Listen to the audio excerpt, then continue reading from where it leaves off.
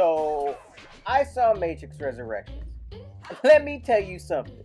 This movie is ass! Ass! Piss in the ass! The Matrix movies have gone from great to good to okay to straight doo-doo stains. I don't know about you, but I thought the franchise was over. But like all good things, we can't just have enough. We gotta get greedy and have more. And that brings me to my first issue. The studio knows they're getting greedy. They put it in the fucking movie. I'm sure you can understand why our beloved parent company, Warner Brothers, has decided to make a sequel to the trilogy. Even Neo was like, What?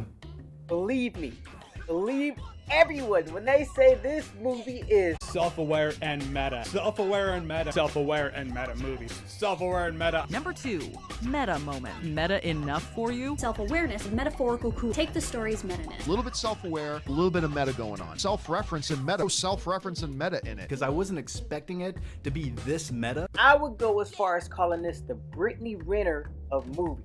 Because it's beautiful to look at. The cinematography is great, but it's nothing but a big-ass clickbait nostalgia cash grab. Now the movie begins with a recreation of the first scene from the first movie.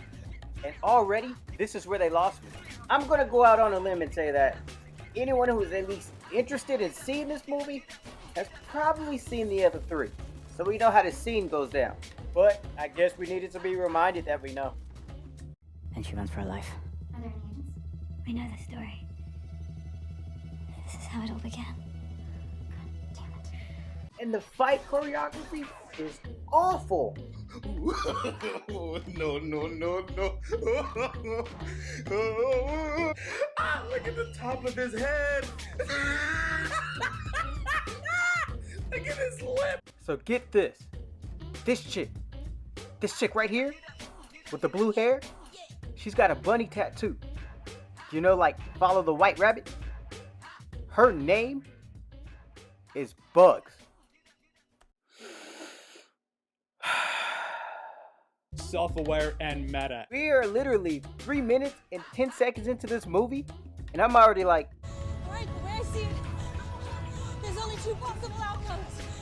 Either I make it down there in one piece and I have one hell of a story to tell, or I burn up in the next 10 minutes.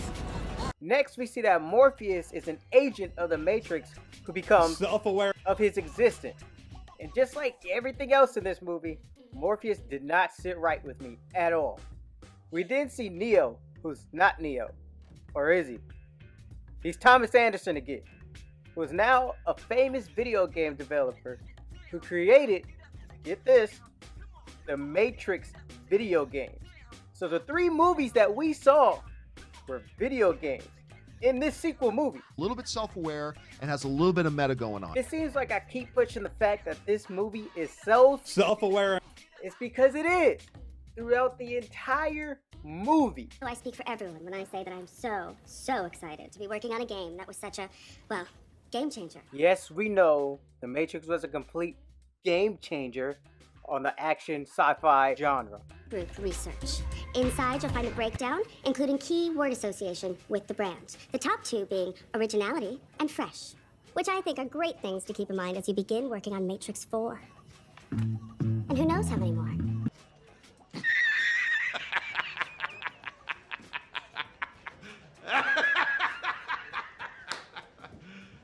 You serious? By the end of this movie, you'll realize that this entire movie was just the first one, all over again.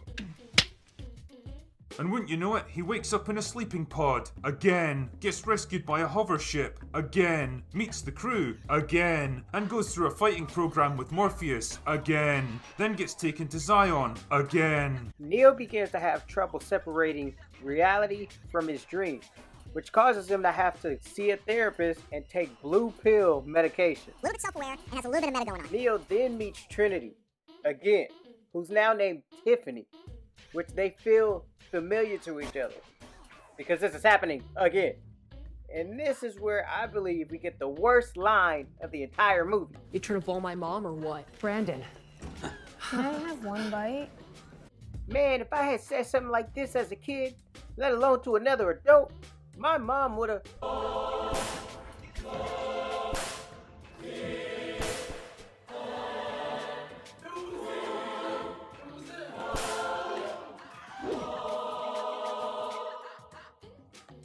Neo then runs into Morpheus.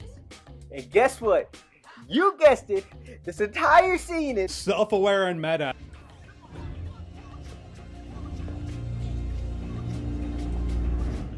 At last.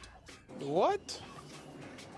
I wasn't too sure about the callback, but you know, it's just hard to resist. Bro, what are you talking about, man? Lightning, thunder, and theater. At last. All these years later, here's me. Bro, I'm out, man. That nigga's tripping. By this time, I'm really struggling to keep up with this movie. They talk about how Neo created Morpheus in this video game, or modal, or whatever they call it. How Morpheus was trying to find Neo. It's confusing. And then out of nowhere, literally out of nowhere, these guys bust in the room and start shooting up the place. And then Morpheus comes out with 2 guns in his hands out of nowhere. This has to be one of the sloppiest action sequences I've ever seen. This movie was directed by only one of the Wachowski sisters. And oh boy, does it show. Things are done literally for the sake of it looking cool. Explosion out of nowhere. Cartwheel flip out of nowhere. Now I know the laws of physics don't really apply to the Matrix, but come on. Now this guy, who's Neo's boss, walks into the room full of gunfire and sees a gun, picks it up, and I guess it makes him self-aware. And he realizes that he's actually a new version of Agent Smith. It can't be. Yes, Neo. Yes, it can be a pile of poop. Suddenly now Neo is sitting in his therapist's office, whose cat, by the way, happens to be named Deja Vu. So the therapist is able to convince Neo that this world that he's living in is real, but he's still not completely sure. And so he gets depressed. And while he's drinking on a roof, he sees a bird, and the bird flies away, inspiring him to try and free his mind again, in an attempt to try and fly like he did in the previous movies. And before he can jump, he's saved by Bugs out of nowhere. She tells him a bunch of jibber jabber about how he saved her life on another roof, and then she's like, you gotta come with me. This man has known this chick for less than 2 minutes, and he's straight up like, okay. What? They then walk through a portal and meet up with Morpheus, which leads to yet another scene that's just straight up self-reference and meta. Oh, no. And what's even worse is they explain why they're doing this. We thought elements from your past might help ease you into the present. Nothing comforts anxiety like a little nostalgia.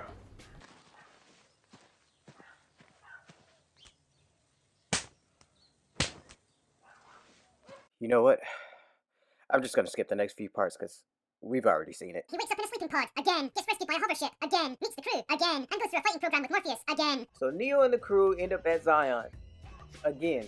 I guess it's called New Zion. And he meets up with 80-year-old Niobe. She explains how there was an energy shortage and the machines started a war with each other. And then the machines started siding with the humans. Because I guess, I don't know, I guess they can think now?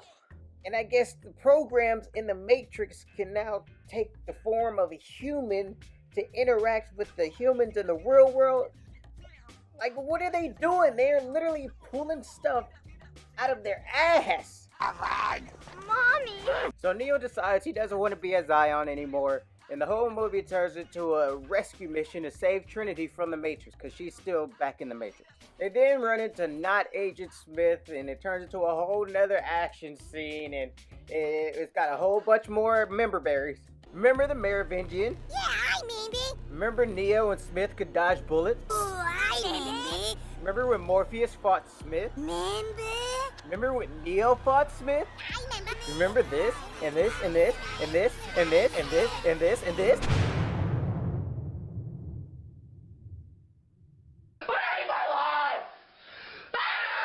First of all, they straight up did my boy Morpheus dirty. He went from this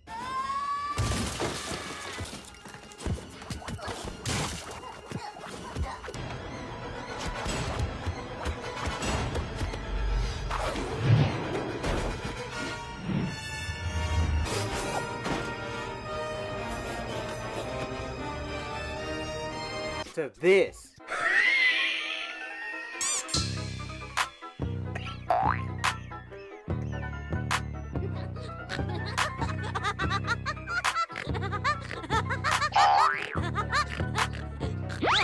Then when Smith goes to fight Neo, guess what he starts doing? He starts monologuing. I've been thinking about us, Tom. About binding. It doesn't matter what you think! Now I give it to him. This fight scene was pretty good. They kind of made it feel like when Neo first fought Smith in the first Matrix. But of course, that's what they were going for anyways. So Neo then finds Trinity and they have this touching little conversation until this happens.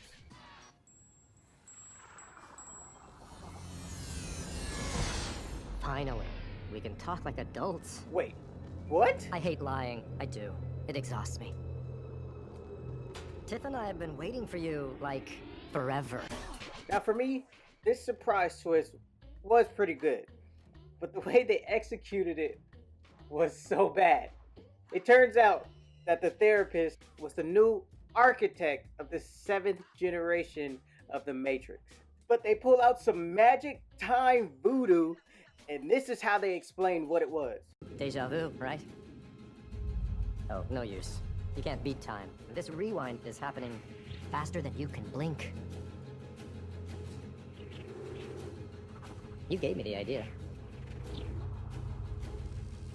Allow me to sum up our goal in a single word. Bullet time. Now correct me if I'm wrong, but bullet time was the name of the special effect that they came up with to show how Neo and Smith and them can dodge bullets. But they had to be all self-aware and meta. You know, just when I thought this movie was getting a little bit better, they go ahead and just ruin it.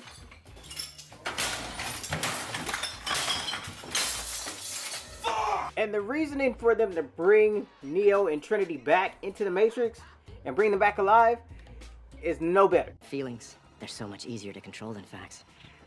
Turns out in my Matrix, the worse we treat you, the more we manipulate you, the more energy you produce. It's nuts. It was never just you. Alone, neither of you is of any particular value. Like acids and bases, you're dangerous when mixed together. Every sim where you two bonded, let's just say bad things happened. So you're telling me you resurrected these people from the dead for their feelings? You know, I would have appreciated this a little bit more if the character of Neo and Trinity were just new people, new iterations of the One and Trinity. Because this is just stupid. I love my wife. I have feelings for her. Would that make me the one in the Matrix? Because I have strong feelings for my wife. But they just had to bring back Carrie-Anne Moss and Keanu Reeves because guess what? Member berries. And of course, I like Carrie-Anne Moss. I like her a lot. And who doesn't love John Wick? But there is absolutely no need for either one of these two to be in the movie. Hell, there was no need for this movie at all. By this point, the rest of this movie is just padding until the credits roll. Bugged and Discount Morpheus retrieve Trinity's body. Neo convinces Trinity that the Matrix isn't real and that they're in love with each other. And then we get this whole chase sequence where they're trying to get out of the Matrix and Neo uses the Force. Quite literally, that is all he does for the rest of the movie.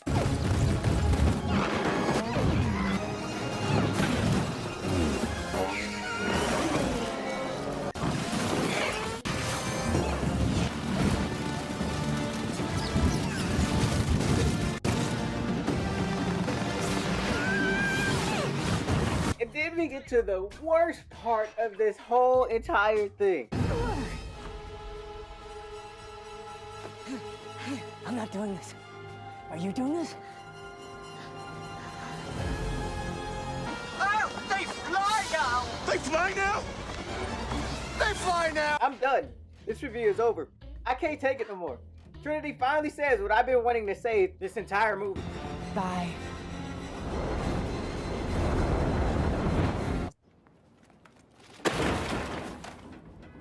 Overall, this is just another example of when the studio gets greedy and wants more out of a franchise that's already done and over with. Nobody even wanted or asked for another Matrix movie. In my mind, the first three were perfect just how they were.